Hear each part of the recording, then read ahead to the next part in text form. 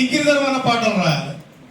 రామారావు అన్నాడు గురువు గారు అంటే నన్ను మొట్టమొదటిసారి రామారావు అన్నకు నాగన్న పరిచయం చేసింది. ఇతను ఎప్పుడు పైలా వాసుదేవర్ గారు ఇచ్చేసేటప్పుడు అయితే ఇతను యోచన వైట్ పేపర్ మంచి రాయించుకోవాలి పాటలు అట్లనే గురువు గారు అన్న గురువు ఎట్లా అంటావన్నా నేను చిన్న పిల్లగాని నేనండి లేదు పాటలు రాసే వాళ్ళు గురువులు మేము పాడేవాళ్ళ శిష్యులు మీకు చెప్తాంటే మేము పాడతాం కనుక అంటే అంత చనువు రామారావు తాత కూడా చిన్నపిల్లలు వచ్చి కూడా అతను భుజం మీద చేసినా కూడా అతను నవ్వుకుంటేనే పాట చెప్పేదట కానీ నేను పెద్దోని అహం లేదని ఆ పుస్తకంలో నేను సతీష్ చంద్ర గారు రాశాను. నిజంగా కూడా అలాంటి తత్వం కొన్నిసార్లు నాగన్న సీరియస్గా ఉన్నాడు. వాస్తవం కూడా ఇదంట. ఎందుకు అంటే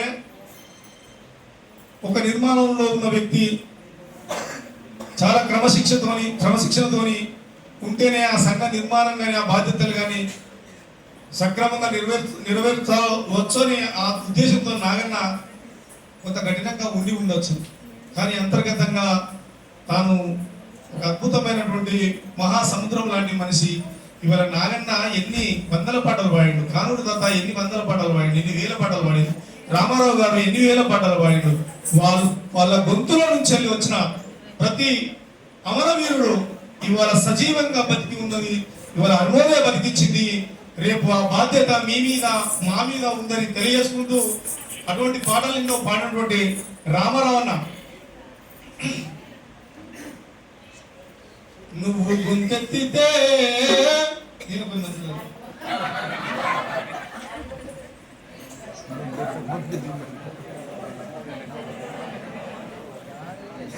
మైక్ మూతులు మాట్లాడినప్పుడు లాగుతా ఉంటాయి, ఆరిపోతాం తడి. ఇక్కడ రామారావు రాపించిన పాట ఒకటి మిస్ అయినా. ఆలేరు పోరు అలలు గోదావరి లోయలో ఎగసెను కెరటాలు ఎర్రని రెపరెపలు దిక్కులు నలువైపునా ఈచెను పవనాలు ఇక్కిరి ధర్మన్న త్యాగము ఎగిసెను గగనాన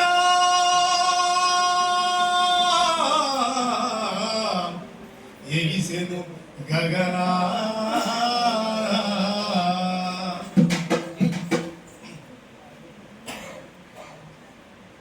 నువ్వు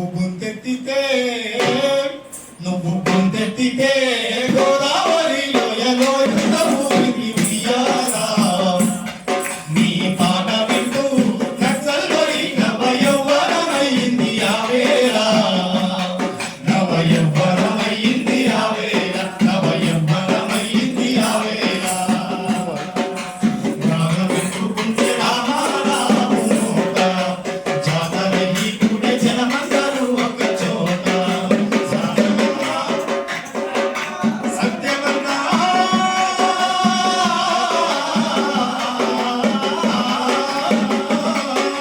సత్యమన్నా నీ ఆట పాట, ఓ రామన్నా నీ ఆట పాట, ఎక్కువ పెట్టినట్టు పాటి నువ్వు గొంతెత్తితే